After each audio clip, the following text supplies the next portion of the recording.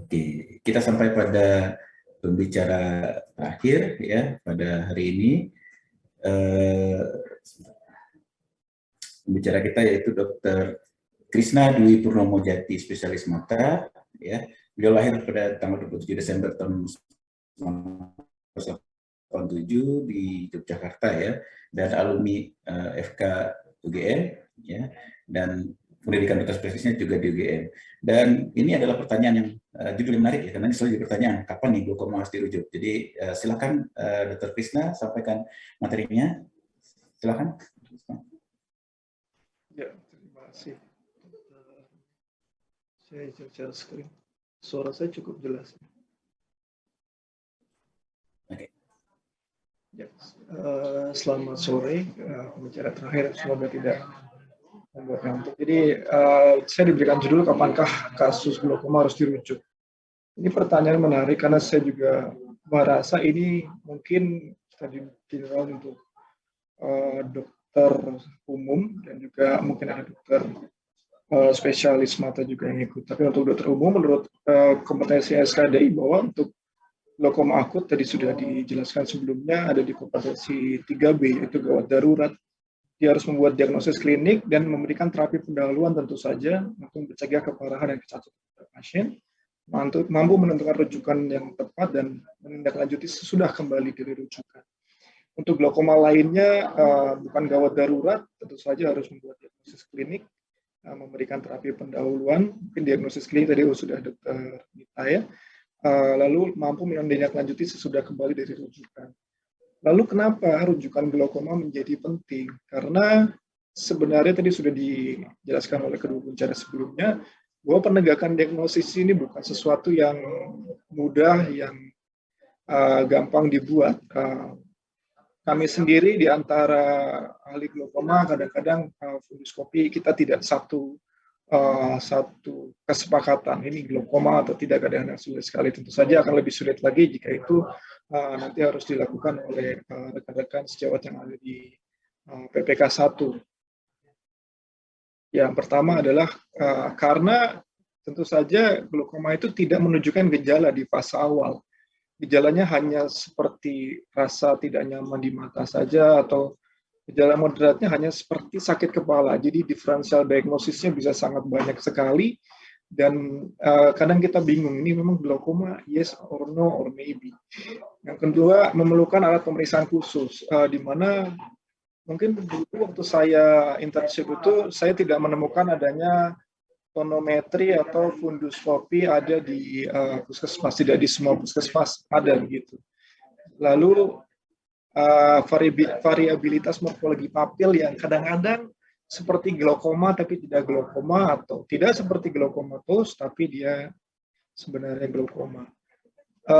Ini yang kita lakukan penelitian di tahun 2020 bahwa saya mau menunjukkan saja bahwa rujukan itu penting. Kenapa? Karena 81% sampai ke tempat kita itu glaukoma primer, 19% glaukoma sekunder. Ini yang penting. Yang kedua, di onset usia, bahwa 52% datang ke kita usianya sangat muda sekali, di bawah 35 tahun, dan serta 30% di atas 50 tahun yang sampai ke tempat kita di RS Sarjito. Ya, jarak tempat tinggalnya rata 42 km, range 6 km sampai sejauh 166 km, jadi beda provinsi. Yang penting lagi adalah bahwa stadium penyakitnya yang perlu diperhatikan di sini, late stage glaukoma datang sebanyak hampir seperempat, 22%, di mana mempunyai visus yang tentu saja buruk. Visus saat datang 63% alhamdulillah memiliki visus baik, 22% memiliki visus sedang dan sampai dengan buruk, dan 15% buta total. Lalu kenapa banyak sekali kebutaan karena glaukoma? Kalau menurut saya, karena penyakit ini merupakan penyakit yang tidak memiliki gejala spesifik sampai berada di stadium lanjut. Jadi mungkin nanti datang ke PPK 1, datang ke Vaskes, di puskesmas itu, ya dia sudah terlambat. Yang kedua adalah problem underdiagnosis atau misdiagnosis. Kita kadang, dok saya mata sering pusing, saya sering migrain ya. Diagnosa kita pasti migrain atau headache gitu. Kadang-kadang kita tidak sampai berpikiran itu bahwa itu adalah glaukoma. Yang ketiga adalah problem jarak.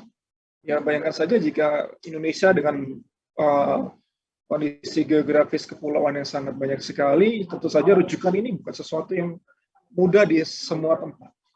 Yang keempat, problem ketersediaan alat. Tadi sudah saya sampaikan bahwa tidak melulu kita mempunyai alat yang lengkap, kita tidak melulu mempunyai endoskopi, kita tidak melulu mempunyai tonometri pakaian siot. Jadi memang ini agak sulit. Selanjutnya adalah ketersediaan obat. Di mana obat tetes mata tentu saja sepengetahuan saya sampai sekarang mungkin tidak semua puskesmas mempunyai obat untuk anti glaukoma. Jadi ini merupakan kunci penting juga.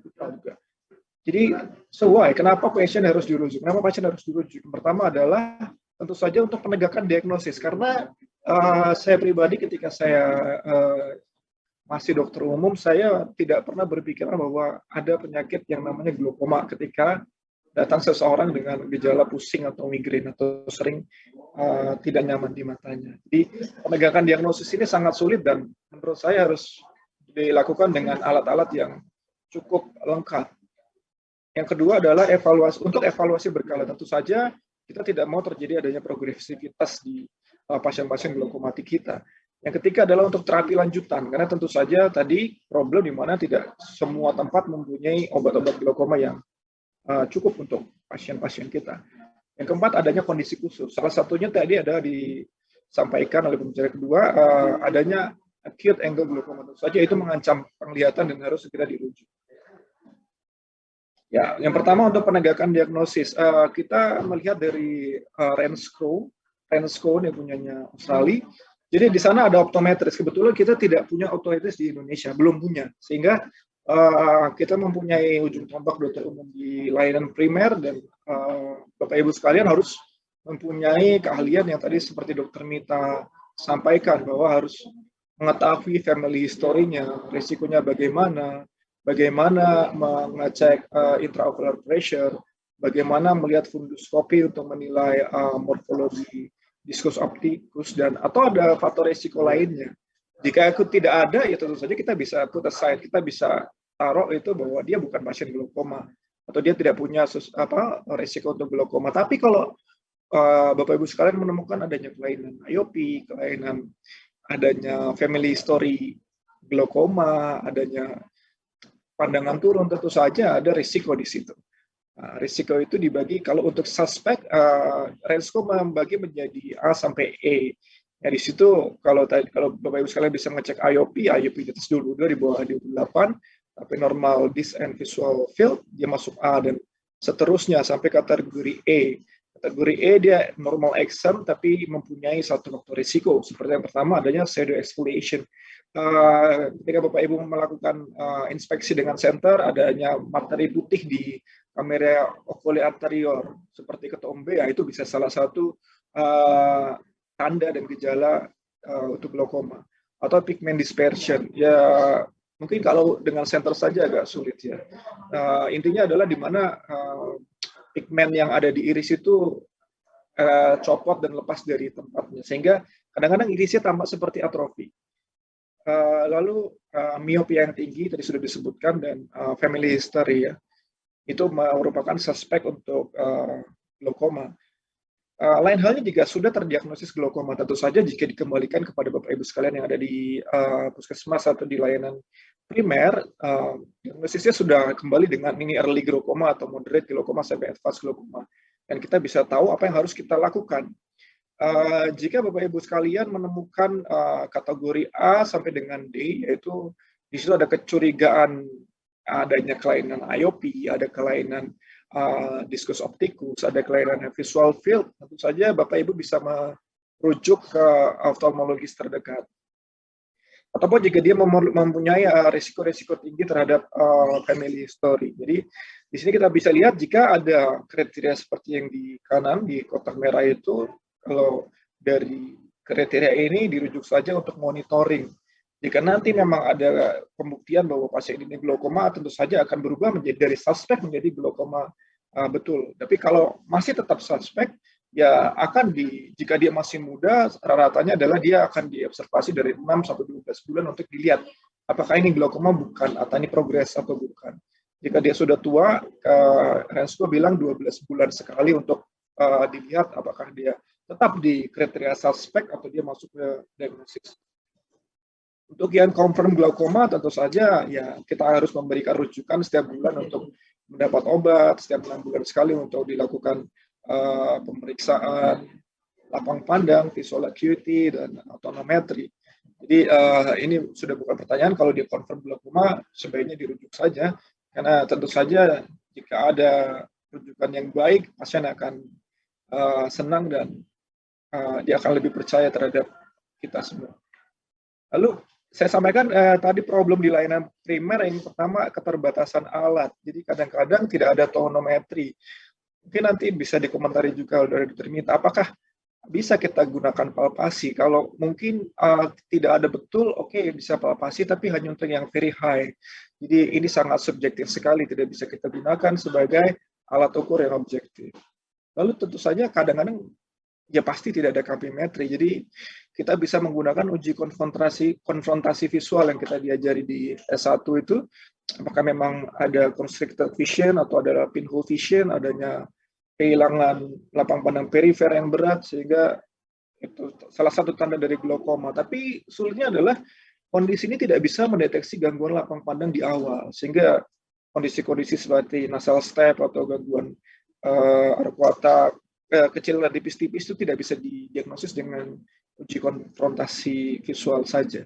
Yang kedua adalah keterbatasan alat, dan ini salah satu yang paling penting dan alasan utama kenapa kita harus merujuk, karena tentu saja karena tidak ada obat, di mana pasien glaukoma tentu saja memerlukan obat secara rutin, dan itu harus kita rujuk ke dokter spesialis yang mana dia bisa meresepkan obatnya.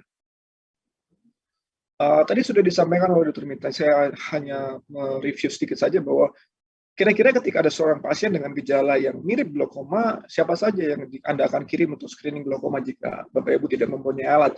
Tentu saja yang keluarganya first degree punya glaukoma, mempunyai myopia atau mata minus, semakin tinggi minusnya semakin berisiko.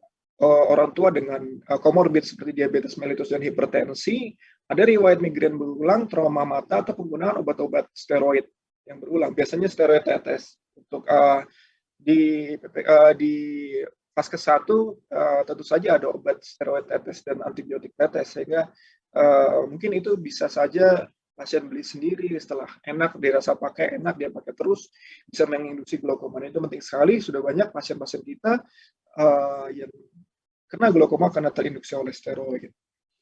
Lalu alasan kedua kenapa dirujuk, tentu saja untuk evaluasi berkala 3-12 bulan sekali untuk pemeriksaan lengkap. Karena kita tidak mau ada sedikit pun progresivitas intinya.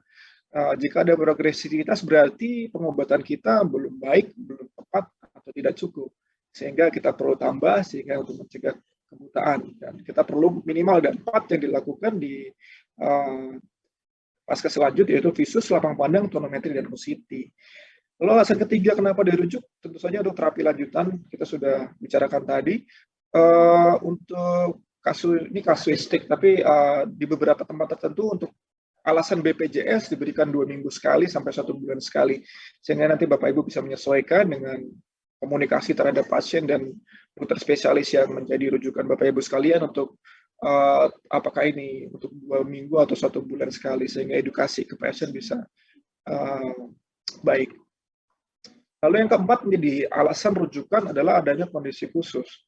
Jika Bapak Ibu sekalian mendapatkan pasien yang datang kembali ke tempat Bapak Ibu sekalian bekerja dengan komplikasi, kemungkinan komplikasi seperti mata merah, alergi pada mata, ya, bengkak atau mata kering, silakan dirujuk ke spesialis mata untuk mungkin nanti obatnya diganti atau obatnya dikurangi atau ada edukasi-edukasi lain. Yang kedua ada trauma mata. Meskipun dalam pengobatan glaukoma, jika ada trauma mata, karena mungkin pasien ini kadang-kadang mempunyai pandangan atau pandang yang jelek sehingga dia lebih mudah terkena trauma mata, dia bisa saja ada diagnosis lain nanti dari matanya. Yang ketiga adalah tentu saja serangan glaukoma akut harus dirujuk dan diberikan terapi segera. Yang keempat adalah adanya penurunan visus. Jika pasien merasa mungkin sering tersandung, tidak melihat mobil yang lewat di samping kiri, samping kanannya, atau ada kesulitan membaca, kemungkinan ada perubahan lapang pandang ataupun penurunan visus. Dan 4 hal ini adalah kondisi khusus yang Bapak Ibu sekalian bisa jadikan alasan untuk merujuk pasien ke dokter spesialis glaukoma. Jadi untuk kesimpulan sedikit saja bahwa pentingnya merujuk pasien glaukoma adalah kepentingan untuk mempertahankan fungsi visual. Yang kedua, pasien dengan faktor risiko glaukoma seperti kita sudah jabarkan di atas sangat penting untuk dilakukan screening di pusat glaukoma dan ditentukan jenis glaukomanya jika dia benar glaukoma. Yang ketiga adalah rujukan diperlukan jika layanan tidak bisa memberikan pengobatan anti glaukoma dan evaluasi progresivitas. Itu saja dari saya. Terima kasih kepada penyelenggara. Kurang lebihnya mohon maaf. Assalamualaikum warahmatullahi wabarakatuh.